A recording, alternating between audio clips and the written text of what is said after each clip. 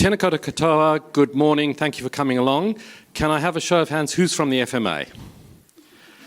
Okay, so we do need to behave. Who are journalists? Okay, so we'll tell the FMA when not to listen to this conversation. No, but welcome everybody, it's great to be here. This is the supervisors session, and basically it's as much your session as it is ours. We do have some prepared comments, but it's going to be a much more useful session if people participate. Can I ask you, Troy, block your ears please, can I ask you not to send me electronic questions? I think it would be much nicer if we just do the old-fashioned way of putting up hands and just have that sort of conversation. So the way we've structured today is we've sort of loosely got a few question and answers prepared, but we want for each of those questions for there to be audience participation. It's up to you whether there is audience participation or not, but I think it just makes it a bit more interesting. And you know, I think there'll be perspectives that we haven't thought about that you might have on your minds, so let's share those perspectives. So I think most of you in the room know everybody up here. We've got Matt Band from Trustees, Executors, Harry Koprivcic, and I can never say your surname properly, from Guardian, and David Callanan from Public Trust. And welcome to the three of you. And just acknowledging Richard from Covenant, Richard Spong from Covenant as well. So it's great to have all but one of the supervisors represented in the room. So the first question we have, and in fact I'll sit down for the first question, is talking about risks. And to just get an sort of initial impression on what are the key risks that we face, and not just supervisors but the whole sector face in terms of supporting consumer resilience. And so I'm going to go to each of the supervisors. If you can reflect on your thoughts as they talk, at the end of this question there will be time for audience participation, and if you want to participate earlier, by all means put your hands up. So Harry, I might put you on the spot and start with you. Yeah, thank you, Angus. And I think I'm covering probably more wider consumer risks and what investors are facing, and I think what ordinary mom and dads are facing. And when we talk about consumer confidence and resilience, we can't not mention economic uncertainty, right? And that was covered yesterday by economists, and I think it was saying, how do we feel? Do we feel blah, or do we feel upbeat? And I think, you know, obviously fluctuations in global and domestic economic conditions have a great impact on consumer confidence. Includes uncertainty about inflation rates, interest rates, and overall economic growth. And I think what was covered yesterday, obviously, that we mentioned that we are still facing some tough economic conditions, but it was good to see that the business confidence survey is up, and I think it's slowly they mentioned that we are seeing a light at the end of the tunnel. So hopefully, as the interest rates start to drop over the next couple of quarters, there will be a bit of an upbeat in the consumer confidence, because that is kind of important and probably most important impact. The other one, I would think it would be a housing market and the volatility in housing markets. I think houses prices and affordability are significant for many of New Zealanders. They continue to be. So any changes in housing market, whether it's through rising housing prices or mortgage rates, can affect consumer sentiment and spending behavior as well. And then cost of living, and I think cost of living, what we have seen over the last couple of years with high inflation and high interest rates have impacted consumers significantly. And we are seeing that, and I think I mentioned it yesterday as well in one of the sessions, we have seen that through a number of KiwiSaver hardship applications and withdrawals. I think across all of the supervisors, what we are seeing in providers, they have doubled in numbers. So that tells you that how that impacts consumer confidence and behavior, and they have to push. I think the other one would be also employment and job security. That becomes important, and we are seeing now rise in unemployment rates as well. So I think that market has changed. Looking a couple of years ago, I think there was very hard to find skilled labour. I think now that things are changing as well. We can't not mention environmental and climate risks as well. Looking at how that has impacted New Zealand, particularly with the floods last year, and what impact that has had on many communities, and also the pressure that put on economic conditions as well. And then geopolitical, global trade as well. We have U.S. elections. I'm not going to talk about U.S. elections as much as you would like me, Angus. Well, we could fill the room if you do. I think, I think it's fair to say that New Zealand economy is highly dependent on international trade, and therefore global tensions and economic geopolitical instability can have a great impact on New Zealand economy as well. I think bringing back to individuals as well, health as well, impact on health crisis as well, and if we see that whole sector about what pressures have been over the last couple of years through COVID and has continued on a health sector, whether there was a shortage of nurses, now we are talking shortage of doctors and access to health.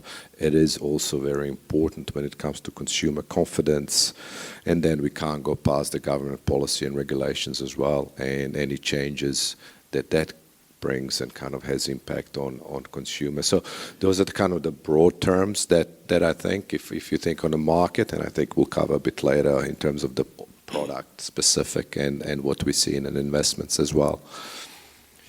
Just before we go to the others, Harry, one thing I know that I struggle with when looking at those sort of higher level risks is trying to discern what belongs in the short term, but actually where that longer term trend is. And, I think that's a challenge for any business, but it's also a challenge for supervisors to try and work out, for example, in processing hardship claims, is this just a short-term phenomenon? I shouldn't have tried to say that word so early. Or is there an underlying long-term trend? I mean, do you have any views, suggestions on how you can spot what's happening in the long term? Yeah, I think what we have seen, obviously during the COVID, there was a peak that we had to address because of an event, and I think historically as well over the last few years, and since the inception of KiwiSaver, probably there was a high portion of the hardships that were driven by certain events, so that whether that was a person has lost a job, or there was a divorce, or there was something happening. I think now what is prevalent, and I think another supervisors, Matt and David can add to this as well, is just cost of living and inability to meet minimum living expenses. Now, obviously, if the economic conditions change and cost of living, and as a result of that, the impact on cost of living changes, hopefully we will see a bit of a shift and a bit of release on that. However, we are not seeing that at this stage. Obviously, interest rates and inflation, as that come down and spending power increases, hopefully we will see that in the longer term, probably in the next year. I would hope they will drop off, but it's really hard to say. Mm-hmm. I think predominantly now what we are seeing is inability to meet living expenses. And I think, as it was mentioned yesterday as well, when you look at how that we're paying out 36 weeks, I think, I think there's a broader problem there as well. We are an ambulance at the bottom of the cliff.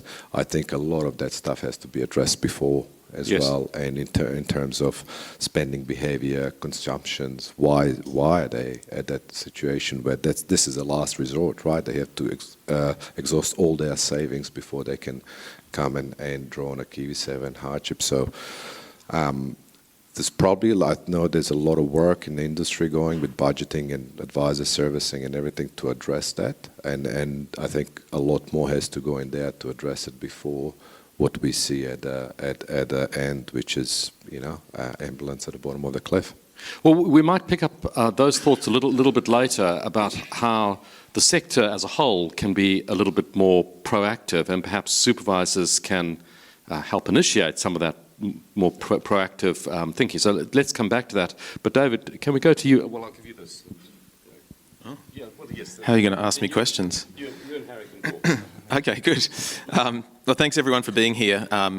Really, thanks for being here, because this would have been really boring if it was just the four of us talking to each other, which happens enough as it is. I think, and Harry's covered a lot of ground, and I probably don't need to go back over any of those sort of macro risks. The thing that's interesting for me, which you started to touch on, is this conflict between short-term risks or even issues and long-term risks and potential issues.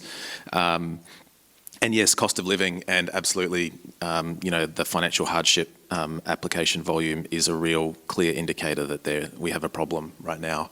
And it doesn't seem to be slowing down, it's only getting worse. Hopefully the signals are that with OCR coming down, that the economy but then at the same time, we've got potentially employment upticking, and so we may go back to the old types and a higher volume from just losing your job, as opposed to which are more kind of black swan events at an individual level.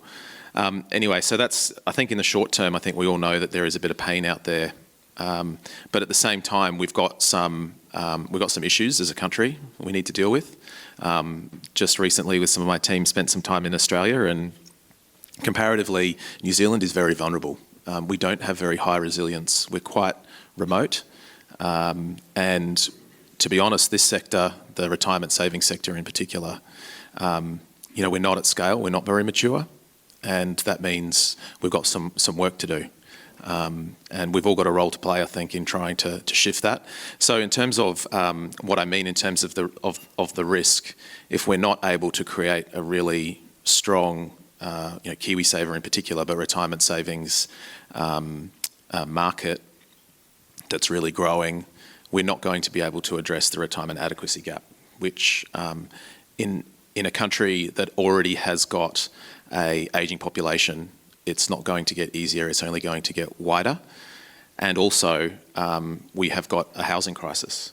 And I don't see anyone coming up with a solution for that either. So I think those come together in the long term to create quite a few issues.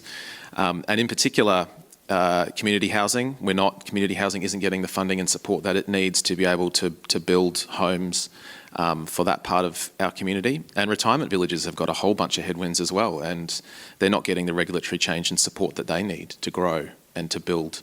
So, yeah, sorry, there's that bit doom and gloom, but we want to talk about risks. There's some pretty significant risks, and we're quite vulnerable as a country, I think. Thanks, David. I mean, when you come to consumer resilience is sort of like what you get at the end of the process, and the things that we're talking about now are the different inputs and, in some cases, outputs. So it's sort of thinking about, how do supervisors cut through all of this, and if not, make a change directly, facilitate their clients making a change that will benefit resilience. Do you have any insights into how supervisors might execute that role a little bit more effectively and sort of ride above the trends and the risks in a way that influences behaviour that will help with consumer confidence? Yeah, I mean, we've got a role to play definitely at an entity level, working with market participants. But also I'm really interested in the role that, in fact, you can help us play as a group. And, something that we're committed to do in the next 12 months is to go down to Wellington a bit more and have those conversations, because they need more voices. I think we saw yesterday the government says they're listening. And they know that they've got some things that they could work on, but they're not choosing to work on this part of the sector at the moment. Minister Bailey he's obviously got an agenda. He's got a lot that he wants to do. He wants to make some changes and have an impact. But he's got a real focus on credit at the moment, and that's kind of become an obsession, it almost feels like, which that's not necessarily a bad thing. They probably did need a reversal of some of the trends in terms of the regulatory change that had occurred in that market. But there needs to be investment in the funds management sector if we're going to get that longer term resilience. And I guess to answer your question around supervisors, I think we have a role to play to kind of elevate that conversation, and with the FMA as well. So we want to continue to have a market that is robust and can be trusted, And so we need to work with the regulator to make sure that we've got a strong foundation for that expectation. Thanks, David. Now, I'm going to hand over to Matt now to get Matt's perspective. But while Matt is speaking, I'd be encouraging you to think of your perspectives and really just sort of riding on that sea of risks, the risks and opportunities that we all face. It's very easy to just sort of say, well, that's what's happening to us, and we can't do very much about it. Is there something that we can be, that terrible word, more proactive about? Is there a role that supervisors and the wider financial services industry, is there a role that we can play to sort of ride on those risks and lead to better potential consumer outcomes? So, Matt, your perspectives while everybody is thinking about that input. Thanks, Angus. Good morning, everybody. Just a couple of observations that I wanted to make around some things we've seen happening in the market more recently and how that might lead into more regulation in our industry. So some of you are probably aware of the wholesale offers we've seen in the market in recent years, which are deemed, being promoted to retail investors, not strict purely wholesale investors. So we're seeing that, what we've seen is that levels of investments have been sort of $10,000, $15,000, $20,000, which is strictly where the retail investors operate. So you could argue that some of these wholesale offers that we've seen in the market have actually been pitched to skirt around some of the licensing requirements, the MIS licensing requirements particularly. Some of them have been around property-related structures, and we've seen what's happened more recently with one of those high-profile cases, and I'm sure there's more out there that will come to market at some stage over the next sort of 12 to 24 months as the economy continues to struggle. These offers, they have offered attractive returns, which, as we've seen, history tells us that people chase returns. They don't really chase risks or give too much thought around the risks that we're seeing there. The FMA did do some work in this space, and they issued some guidance around some of these wholesale offers that were out there at the time, and did take some regulatory action as well against some of those offerers. I think what the market would really benefit from, though, is for those types of offers to come under supervisor oversight as well. What was interesting is that in talking, amongst ourselves as supervisors, these entities did approach us to try and put some credence around their offer by having a supervisor. All of the supervisors actually declined to be involved, and I think that's a red flag as well that needs to be taken into consideration. If the supervisors are declining to be involved in these offers, should they really even be able to get to market? So it would be good to see some more regulation around that space, and as I said, the FMA has started there, but I think it would be great for them to really do a little bit more work in that space. Also, just touching on custodians as well, last month the FMA has updated their guide around custodians. It hadn't been updated for 10 years, so it was certainly overdue. There has been some failures in the DIM space, predominantly around money not going to custodians and being handled by the advisors. Even this week there's been a couple of things come out from the FMA around some regulatory action they're taking in that space as well. As a licensed supervisor, when we went through our first licensing process back in 2011, 12, 13, whenever it might have been, we advocated for custodians to be licensed, and I think that's something that the FMA needs to take a look at. There was a bit of work done sort of 2019, 2020, but it's sort of gone into a black hole and it's not really reappeared. For some of you, you might remember the IMF's review of the New Zealand financial sector back in 2017, and interestingly, a couple of observations they made was around wholesale offers and custodians. So, those two things that they have highlighted are still outstanding on the FMA's agenda from my point of view as well. And just talking about regulation, so obviously, those two things that I've highlighted could really improve customer, not necessarily resilience, but confidence in the market. But in talking about regulation, we don't want to go too far and stifle the innovation that we've seen in the market. Investors do need choice. They do appreciate having different things to invest in. So I think we need to encourage innovation and encourage competition for the benefit of the consumer and the market as well. Thank you, Matt. Okay, let's see if you're going to be a responsive audience or not. It's all very, very awkward, particularly first thing in the morning. But does anybody have any reflections on what's just been said? You know, it's really sort of easy to just sort of sit back and say, yeah, we've heard all that before. What does it mean to us? Any reflections around the room before we proceed? Troy. It may be a little bit specific. I'm interested in the comment that David made about the future and the need for regulation for retirement villages in particular.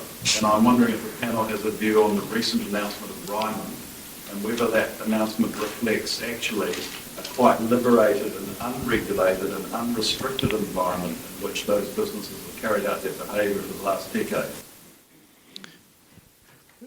Who wants to take that, or should we ask Richard? Richard, do you want to come and make a couple of remarks? You weren't expecting this, but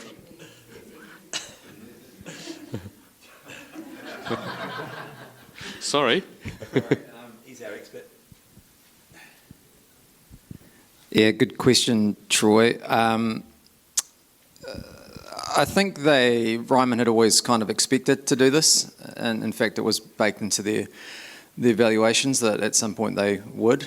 I actually think the model is quite flexible, and that's good. It gives people choice, and I think if it's made too restrictive, you won't get enough retirement villages built to house our ageing population. So I think some of the proposed legislative changes is good, but if it goes too far and it affects the liquidity of entities and causes them to fail, I think we've got the settings wrong. Thank you, Richard. Before Richard sits down, any follow-up questions? Good. All right. So, oh yes, sorry. Oh, Andrew, I didn't even recognise you there. Welcome. Good. A little while ago, there was a piece of work done between the supervisors and the FMA looking at risks across the sector, and one of them was the concentration around third-party fund administration. Yes.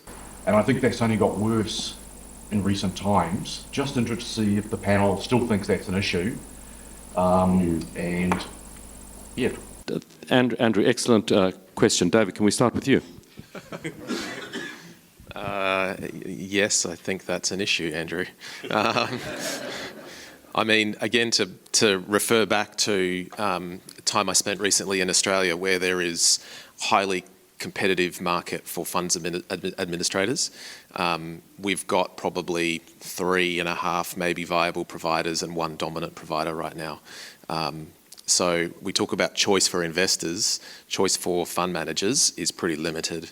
So mind you, there's only 3 supervisors, so there's not, there's not a huge amount of choice either in this market. But there is a high barrier of entry to be a licensed supervisor, and likewise, I would expect if you want to be, putting your faith in an administrator for the services that they deliver is very important work. There should be a high barrier. We should have high expectations. So maybe that's one of the reasons why there's not many in the market. And as I said before, we're not at scale. We're not a big market. We're relatively vulnerable. It's not a big honeypot for a global provider to come and set up shop here. So I'm not sure what the answer is, but I agree it's an issue. Yeah, I agree with David. I think, look, it would be good to have, more competition in that area. But also it's quite important for us as a supervisor to have these discussions with the managers themselves, because some of them do have to rely on those outsourced providers, right? I think the question is also, what are the risks? What are the risks with concentrations? Are we talking about cyber risks, where one provider might be, impacted by a cyber event? Or are we talking about day-to-day operational risks as well? And I guess our discussion with providers is how, with actual managers that engage with those outsourced providers, how they see those risks and what their oversight of those providers is, because ultimately it is, whilst they're outside provider, the responsibility falls on the managers themselves, and what backup or what contingency plans do the managers have. And I guess it's difficult in some, with registry and some of the other services, pricing might be difficult, but I guess again it's identifying what are those risks that are actually driven by that concentration. Because if you might have 2 or 3 providers and a couple of providers and they're doing a good job, and what are the risks? Are the risks about their day-to-day operational things, or are the risks more wider that they're impacted by cyber event? And I guess some of the providers, some of the managers might have good backups if they're larger providers, they're larger managers. Some of the smaller ones might not be able to be more reliant. So for them, it's just ensuring that they have a good oversight and be aware of those risks and put certain controls, what can happen if there is an event. I don't think there's much more for me to add, to be honest. Well, I was dependent on you answering because I didn't have a mic, so I thought, that end of the platform has sort of taken over. Thank you, David and Harry and Richard earlier. It occurs to me, if we had somebody in the room who was completely new to the way the New Zealand regulatory world is arranged, they'd say, well, what is all this conversation about? And, who are supervisors and what are their roles? And so, in fact, just as Harry was speaking, I was reflecting that, in certain respects, the supervisor stands in the shoes of the investor, but is able to do things that an average investor can't do. So when you think of this all through that sort of lens of consumer resilience, it's, what can a supervisor do sort of on behalf of investors that helps feed that resilience and, provides a foundation that the resilience then leads to an attitude of consumer confidence. So maybe on that theme, unless anybody wants to say anything more about risks sort of generally, we might take the conversation and make it a little bit more product specific. So, look at the proof point for product resilience.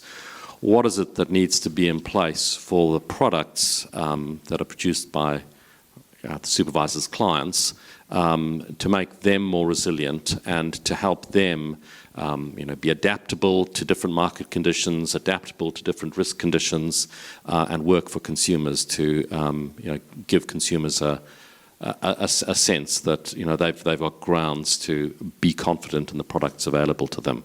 And for this, I might start with you, David. Thanks, Angus. I mean, as you said, the supervisor role is all about really bringing. I mean, it's a fiduciary responsibility, right? So these are legal entities are trusts, and we sit in the role as the trustee, and therefore it's a fiduciary responsibility for the underlying beneficiaries. So those investors and KiwiSaver members, they're not a homogenous group.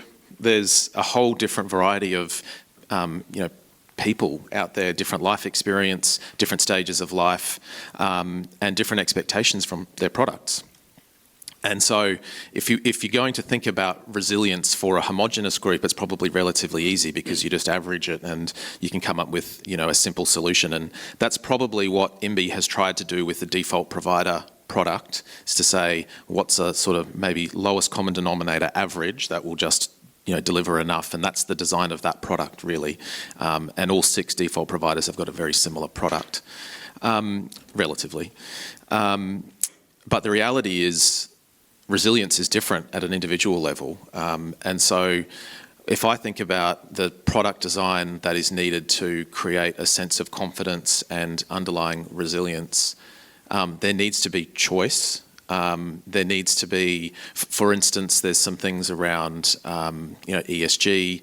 I spoke about social housing. There's opportunity for impact investing, and I think there's a broader role potentially for investments to play in terms of having an impact beyond just a return.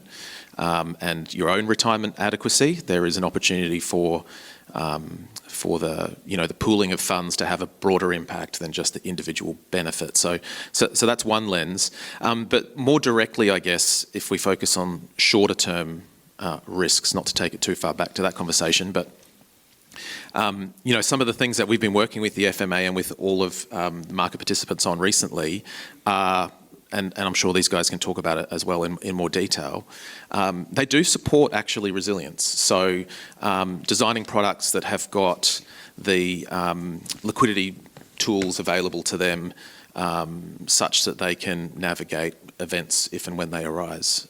That's actually really important. I mean, hopefully they're not needed to be called upon, but when they're needed, they must be there. So that's a really good example, I think, where, really supportive of the FMA's focus at a sector level. Then it's up to us to work with the fund managers to ensure that it's done in a way that's fit for purpose. And that's the overarching, that's the other balance. I've already talked about a short-term, long-term kind of balance that needs to be struck. The other one is the cost of compliance and the cost of the product. So that's something that I guess, as the supervisors, we're really keen to work closely with our fund managers to make sure you're getting that balance right, because it is an investment, it is a cost, so you don't want to be overbearing, and that's the conversation that we have with the regulator and that we should have with Wellington, and I think they'll be receptive to that as well. But there is also, there are some, not bare minimums, but there are some settings that need to be get really robustly right so that those products are resilient. I think we're going to go to Matt next. Sure. He's got a mic. You can keep it. Yeah. I'll take that one. So, in fact, before you go, Matt, Yeah. can I ask David a question? Sure. So, David, just listening to that response, when it gets to things, and ESG or climate is an example, but it's not limited to this, there's a real question that applies to supervisors' clients, but it also might apply to supervisors as well, about how responsive you need to be to the changing world. Does the attitude towards ESG, is it just up there for people to approach it in their own way, or do the sort of trends in society about certain political or other features becoming sort of more important, is that something that needs to be nurtured, encouraged? What role does a supervisor have in supporting one of their clients in, sort of pushing an agenda, if you like, on one of those points? I think it's really important, and the role that we hope to play and try to play is to encourage those, fund managers to just do it well, do it properly, don't half-ass it. In particular, make sure that you've got your disclosure right. You've got your product documentation is up to scratch. If you're going to articulate a product, then you also need to have all of your processes underpinning that lined up. And Harry spoke really well about the role of the fund administrator and some of the operational risks. And so you need all of those settings, as I said, to be well designed, and then you need to be staying on top of them and monitoring them. And so that's where I think the supervisor can add a lot of value, is to support you in, making sure you've got a strong control environment set up originally, and then monitoring it and ensuring that it's maintained. Thanks, David. Matt, over to you now. Thanks. Yeah, I just wanted to talk about some of the regulatory things that are going on in New Zealand and elsewhere overseas to ensure resilience of products. And obviously in New Zealand we've got the value for money. No supervisor session would be complete without talking about value for money, which was introduced 2 or 3 years ago. We did the first round of assessments last year and are currently going through the second round in 2024 just at the moment. I think by and large most New Zealand managers for want of a better word, passed the assessment in 2023. We're not anticipating anything different again this year in 2024, and I think we seem to get a pass mark from Samantha Barris yesterday when she was talking about value for money as well. So by all accounts, I think the value for money assessment practice that's come in is meeting the FMA's expectations, so that's great. Just talking about what's going on overseas, so when we introduced value for money, it was on the back of what the FCA in the UK had introduced in 2019. Since then, last year, we've seen the Australian regulators introduce what's called a performance test, where certain products are subject to an annual assessment conducted by APRA, and this is intended to hold license holders to account for performance of their funds or underperformance. If a product fails that performance test in 2 consecutive years, then the license holder will be prohibited from taking on new investments into that product. And then within 28 days, they also need to advise investors in that product if they wanted to switch out of that particular fund. So certainly a good test around performance and also looking at the fee perspective as well. I think by and large, the Australian experience around that has been positive from an investor perspective. More recently in the UK, and you might have read about this over the last couple of weeks, they're looking to introduce a similar value for money measures as well, where continued underperformance will lead to providers being forced to transfer members out of the scheme. So not too dissimilar to what's going on in Australia. Looking at costs and charges, investment performance, and also service quality, which is important. And again, poor performing schemes will be required to transfer members out of those products as well. Whether something similar might happen in New Zealand, look, we've just introduced value for money, so it's hard to say whether we're ready for something like that now. We are quite a small market with a limited number of operators compared to what's going on in the UK and Australia. So probably a little bit too early for us to be looking at something like that in New Zealand. Just on stress testing, David sort of touched on it as well, and the FMA's finally released their guidance, or the final guidance on liquidity. They've had a couple of various guidances issued over the last few years around liquidity. So, this is really important from a fund and member perspective as well. So making sure that consumers have got confidence in the product. We all know what happened at the beginning of COVID when people were switching out of their growth funds and into conservative funds, and there was a lot of concern around liquidity in the market at that stage. But I think fund managers are very conscious of the need to have liquidity and have liquidity management frameworks in place. So I think from that perspective, the FMA's guidance is really just belts and braces around what all of the fund managers were doing in the first place, or are now doing largely anyway. Thanks, Matt. Yeah, just listening to you speak, my own observation is that we've sort of witnessed, well, participated in, but also witnessed this journey on value for money. And I think it's really matured over the last 18 months. And I think both FMA and supervisors have sort of understood that it needs a broader type focus. That it's value for money as a concept is much more effective if it's viewed broadly rather than narrowly. Just a fee focus on value for money misses the point. Yeah. So I think we should welcome, but also to a certain extent reflect on ourselves positively that it's good that we've matured in that way, and the relationship with the regulator has matured that way, and plaudits to FMA as well. I mean, do you have sort of insights into when things like value for money or liquidity risk management come out, how they can be done or rolled out in a way which does have that sort of product resilience at its heart, so that it is broader and it does take into account sort of wider features than just focusing very narrowly on a sort of pass-fail on a particular metric? Yeah, I think Samantha made the point yesterday where value for money is not just about cheap. It's about getting value across the fund offering, whether it's performance, it's fees, it's service. It's not just focused on fees. So I think that's really important. There was, as we know, and we talked about this last year in this session, that there was a lot of furore around the market when the value for money assessments came in. Initially, it was when the FMA did their consultation, it was to be about, KiwiSaver.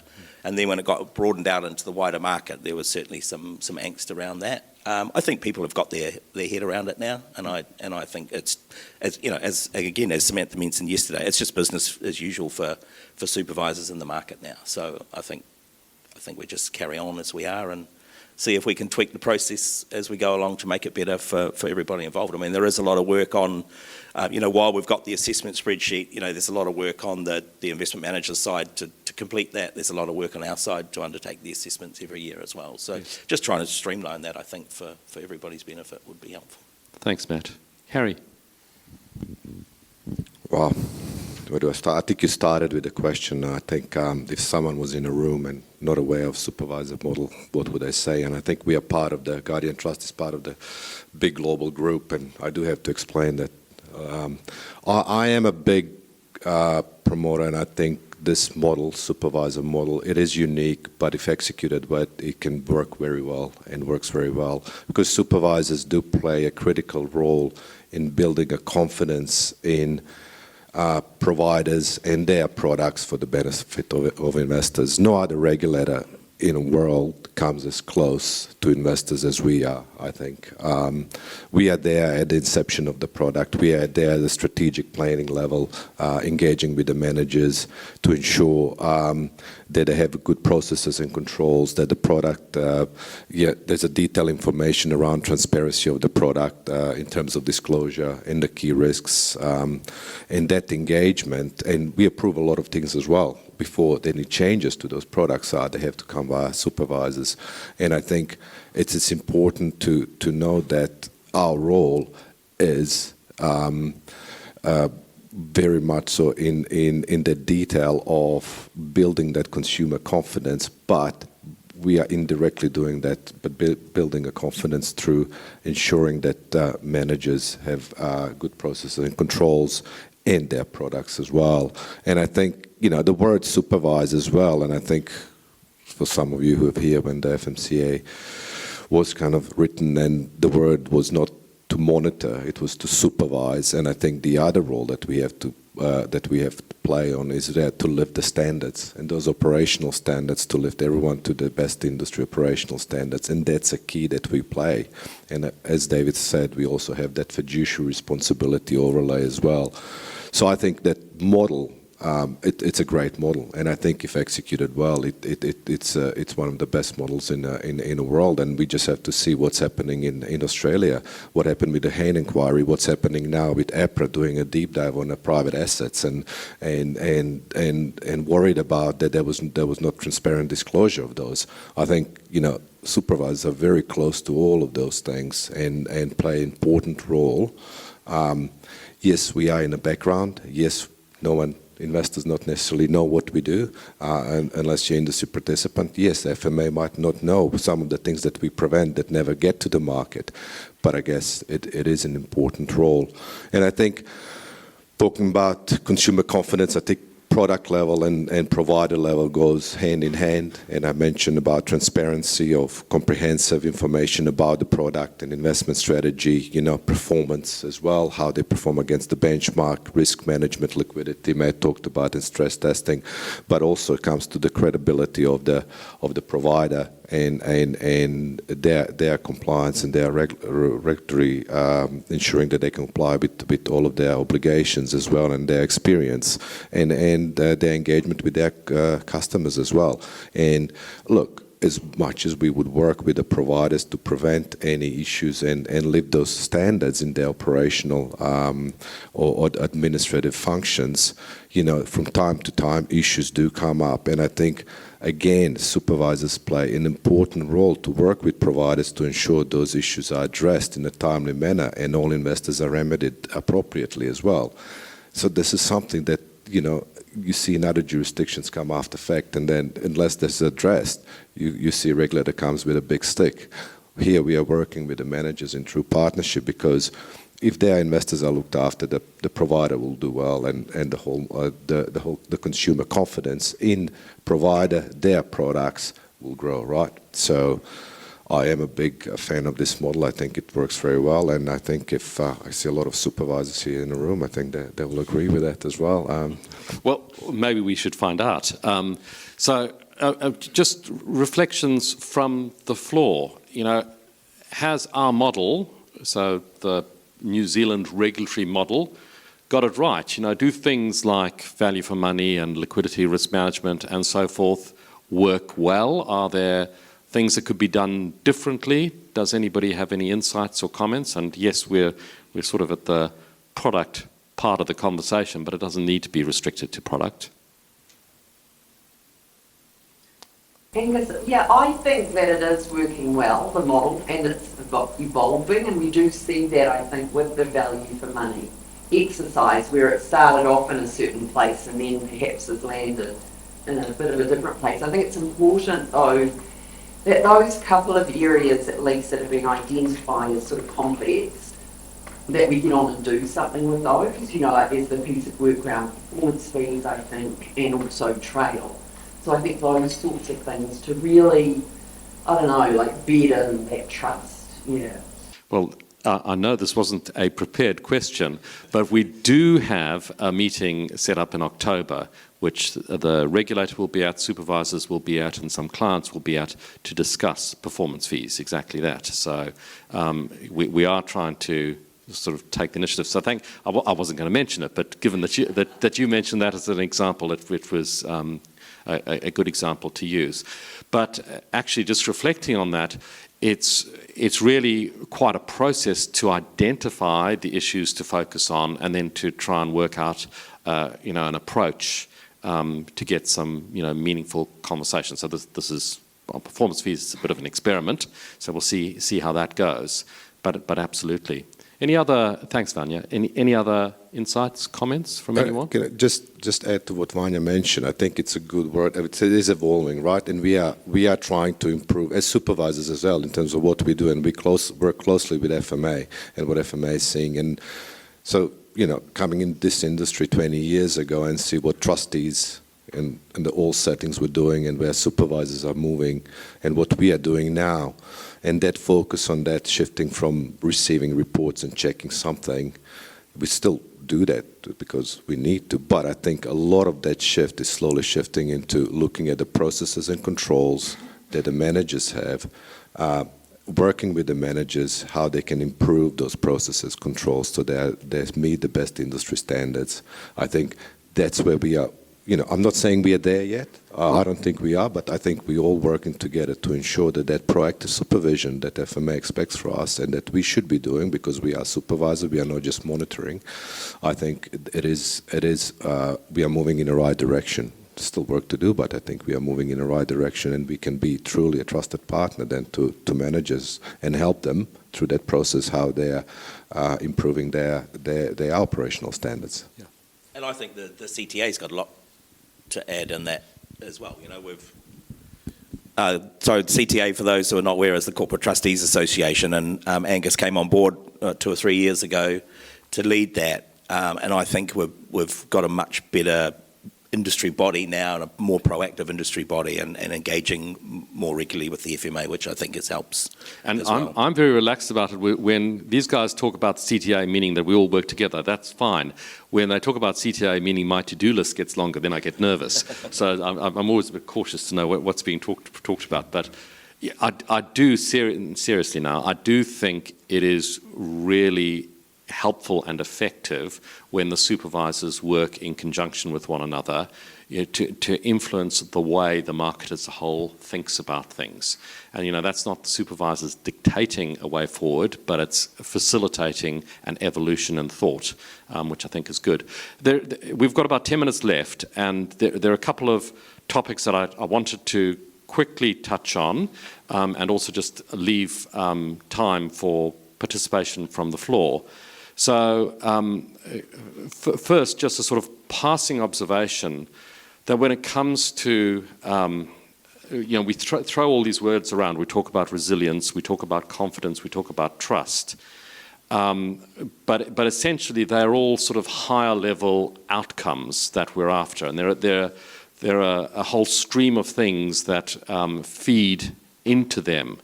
Another sort of high-level concept is fairness and fair outcomes. I've been reflecting on the FMA's work on fair outcomes, the aspects of fair outcomes that operate at a consumer level, the aspects that operate at a market level. And I actually went back to the FMA's fair outcomes document, that consultation, just yesterday, and just to remind myself of what those aspects were. And they've got that wheel of sort of 7 limbs, and it's sort of like your 5 fruit and 2 veg, or 5 veg and 2 fruit. It's sort of equivalent in regulatory terms, because there's the sort of consumer points as appropriate access to products, consumers getting useful information, value for money, the trust in providers. Particularly if the providers are going to act in their interests, and that ongoing care that consumers get. And in a way, we've sort of touched on elements of that through today's conversation. There are also the market elements. Perhaps we haven't touched on in as much detail. There's also trust operating at the market level, which is one of the 6th limb of the FMA's wheel, and also innovation and growth. So those sort of things are sitting at the side, but are important as well. I suppose the real challenge is bringing that all together in a way that is tangible and meaningful for consumers, so that it does feed into making consumer confidence more robust, gives it some resilience. So that, if you like, was a little soliloquy from me, that there are all of these different elements that we need to bring together, and indeed supervisors have a role, but they are not standing alone in doing that. Supervisors, clients, and also the regulators have a big role there as well. And I think that's the journey for FMA, to make sure that they are creating a regulatory environment where those things are paid attention to, but where they're not unrealistic expectations on supervisors and their clients in terms of generating them. So in terms of involving the panel in a final set of comments, and Matt, I might start with you this time. In many ways, what we've reflected on this morning is really connected less to the logical side of our brains and more to the emotive side of our brains. In any circumstance, we as humans respond and are more confident by a series of things that, I think Keynes referred to as animal spirits. It's not necessarily just the logical list of things that, you should be relaxed by this or not relaxed about this. It's giving people the feeling that they can be confident, giving people the feeling that they actually need a certain type of product or need to get involved in financial services in a different way. I mean, can you reflect on that? Are we hitting the mark when it comes to that sort of broader concept, the things that connects to consumers emotionally in encouraging them to participate in financial services? Yeah, look, I think it's an interesting question. When you talk about the supervisor role, that should be giving investors confidence in the products they're investing in, knowing that there's some regulatory oversight of part of that product. But you still got to ask the question as to, do consumers actually understand whether the product has got a supervisor involved, or that they even understand that there is a supervisor involved, and possibly not. But I think that aside, the supervisors having an extra relationship with their clients, having a great relationship with the regulators, can just underpin that consumer confidence without actually the consumer itself knowing that function exists.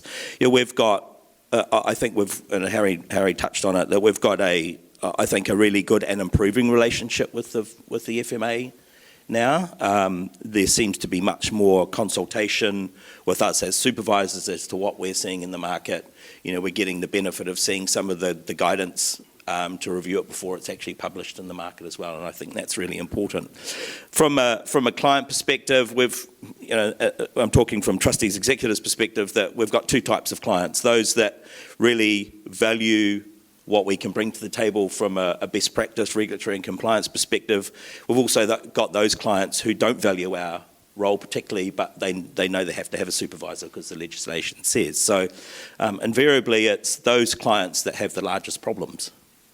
So there is something to be said there about taking advice from the supervisor. You know, we've got the benefit of seeing what's going on with our other clients, what's going out in the market, our engagement with the regulators as well. So I think, and from a client perspective, if you do have any issues, you know, get your supervisor involved quickly. And I think we've said that at this forum before previously, is that, you know, we're there to help. And the sooner we can get involved with you and understand the issues, the sooner they can get resolved. Thanks, Matt. Harry? Well, I'm just thinking what we haven't covered. Covered quite a lot. I guess one thing is we talked about the role of all the participants, the managers, the regulators, supervisors. And I think the one aspect that it's also important that we keep in mind is that credibility and reputation, right, that we have. And I think we particularly have to be mindful of that, of the KiwiSaver brand itself. I think, as KiwiSaver is evolving, there will be, not maybe in the next 5 or 10 years, but looking further down, there will be more changes, there will be more risks, there will be more issues that come up. I think it's important, and I think it was touched yesterday about the private assets, and I think KiwiSaver, has a great role to play in assisting growth of capital markets as it grows further, but there are risks associated with that. So that reputational thing, it's quite important. If there was an issue, regardless who the provider is, I think that will that can undermine consumer confidence in the brand of KiwiSaver, which is very important, I think. So I think, and Matt talked about the wholesale, issues and stuff, and that's a clear example of where regulatory compliance has fallen through cracks, and you see those providers and what has happened with them. There's no oversight there, right? They're not regulated. And you are seeing issues that come up with that in terms of, not just from customer services perspective and customer protection perspective, but also the inability to comply with their regulatory obligations, which inevitably has left FMA to come in and step to it and address it, right? So I think all of those things, and when I talk about consumer and market confidence, if something was happening in certain area, it can have affect other providers as well. So I think we just have to be mindful of that as well. I don't have anything else to add. I think we covered everything to a level of detail in terms of participants and everyone else. So David, up to you. Thanks, Harry. And yeah, we have covered a lot. And to be honest, it makes me think maybe it's all a bit of a distraction from the real issue. And I might be a little bit jaded from a few FSC conferences in a row where we've talked a lot about KiwiSaver and the need for reform, and it doesn't really honestly feel like we've got that far. Now, I feel really bad to confess that right now because I'm really passionate about it, having come from the Australian market and seen how great it is going over there. Relatively, there's always issues. So then I guess hopefully your mind has to turn to where is their optimism, and I think optimism has to come in the form of what we can control, and what we can control, whether we're supervisors or market participants, is the information that we give to consumers and the support that we give them to make good decisions. Because if we're not going in the short, probably medium term, to go down a path where we're requiring compulsion, particularly around KiwiSaver, but just to save for your retirement, and we've got this looming issue as where I started today, is a bit of doom and gloom. If we're not going to force people to make those choices, then we need to inform them so they can make them themselves. So that's where I probably more will now turn my mind, is to how do we create an environment where financial literacy is driven, and it's not just the kids, it's people at all ages, and support people to make better decisions about their financial position and their and life choices, to be honest. And that is what will have an impact on resilience at an individual and hopefully at a, at Aotearoa New Zealand level, probably more than us quibbling over if we can get Minister Bailey or Minister Willis to kind of listen to us in the short term, because they are distracted, they've got other things going on. The regulator is doing what it needs to do, and I agree completely with what you said, Matt. The relationship has never been better between supervisors and regulators. There's a true sense of collaboration coming through, and we've facilitated some supervisor forums in the last few years, which we've seen gradually more and more engagement, participation and collaboration, and that intent is very positive. But I think the call to arms is actually what can we do, what can we control, and I think it is about education, and it's about creating opportunities for people to get advice. You can put your other hat on when we talk about advice, so that they can make better decisions. Yeah. Thank you, all three of you. My own reflection can just wait for a second. We'll come back to that. But we've got a minute or two before we need to wrap. Any comments, questions, reflections from the floor? It's been a really sort of participative session, so thank you. But any thoughts? Oh, yes, Jerry. There's one issue. I mean, we've been talking about value for money all this while, and it's all great, gone to BAU and all that. But there seems to be one, I guess, increasing concern. And this is what I hear from around the industry as well, and that's climate-related disclosures. While it is a relief at the moment that most fund managers have successfully deployed or disclosed their first CRDs, the concern remains year 2, where Scope 3 requirements and the fact that audits have to be run. And there has been some serious concerns about the cost and the unreliable data that they are seeing at the moment, particularly from global data providers. And the concerns that, if they were to get audited today, it is very likely that they will be qualified. Now, my question is, I guess, how can us supervisors and perhaps the CTAs together support the industry and manager with regards to this concern, because it's a long time, well, maybe about a year or less than a year ago, but these are serious concerns. From what I heard, there are some managers are saying, and maybe an exaggeration, that this may bankrupt them. And ultimately, when we talk about consumer resilience, that cost is ultimately going to be passed down to consumers. Thank you, Jerry. First of all, Troy, could we have another hour, please?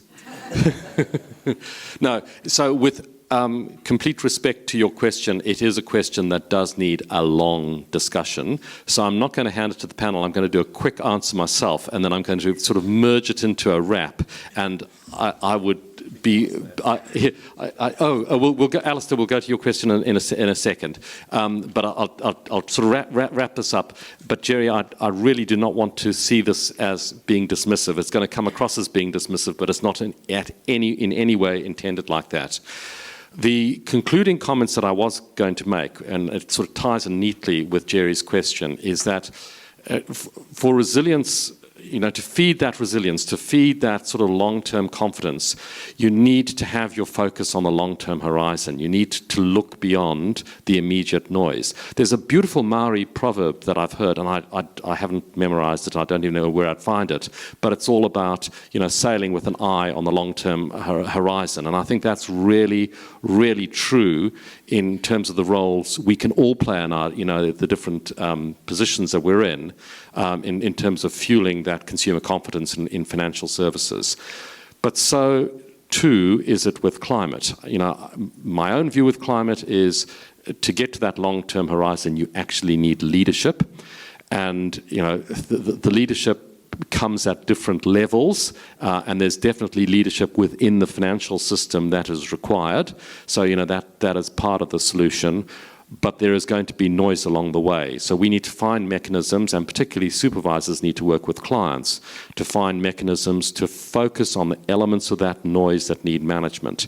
The audit requirements for climate focus very specifically on greenhouse disclosures. They have not yet been broadened, although there was a consultation at the beginning of last year on broadening that. I hope it's not broadened too fast, because I think that will operate as a disincentive. But I think getting caught in that noise will distract from that long-term focus. So, a muddle of responses there, but Jerry, a great question. Alistair. Yeah, just a thought, during the discussion, I was just thinking about this is sort of technology and AI, because we're seeing, in 5 years' time, there's got to be somewhere completely different now as to the impact of technology, particularly on sort of people making decisions. And we're seeing a lot of development now in that space as to, I don't want another hour, but just a comment about something that I suppose supervisors to be aware of, I'm sure they are aware of, because they're the ones that are leading as far as the innovation is concerned with their clients. But I can see that being a light years ahead in 5 years' time.